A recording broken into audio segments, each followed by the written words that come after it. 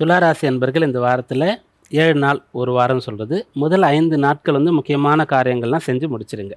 வாரத்தினுடைய 5 நாட்களுக்கு பிறகு சூரியன் ராசிக்குள்ளே வரப்போகின்றார்.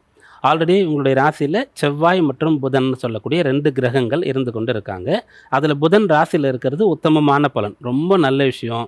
படிக்கிறவங்களுக்கு கல்வி நல்லா வரும், வேலை பார்க்குறவங்க நல்ல பேர் எடுக்க முடியும், பிஸ்னஸ் பண்ணுறவங்க அதில் என்ன அச்சீவ் பண்ணுமோ அதெல்லாம் பண்ண முடியும், நல்லா பேச முடியும், எங்கே சென்றாலும் பெயர் புகழ் மதிப்பு மரியாதை இதெல்லாம் கிடைக்கும்.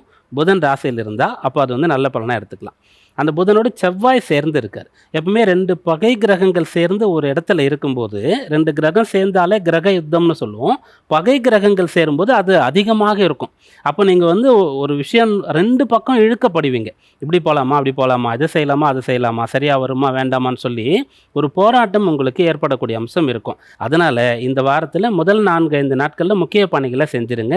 கடைசி 2 நாள் அது பொதுவாக வீக்கெண்டாக வரும். அப்படி வரும்போது கோயில் குளங்களை பிளான் பண்ணுங்கள், இல்லைனா வீட்லேயே இருங்க.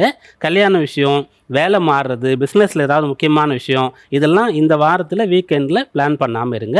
கவனமாக இருக்கும்போது இந்த வாரத்தில் அனைத்தும் உங்களுக்கு சாதகமாக இருக்கும்.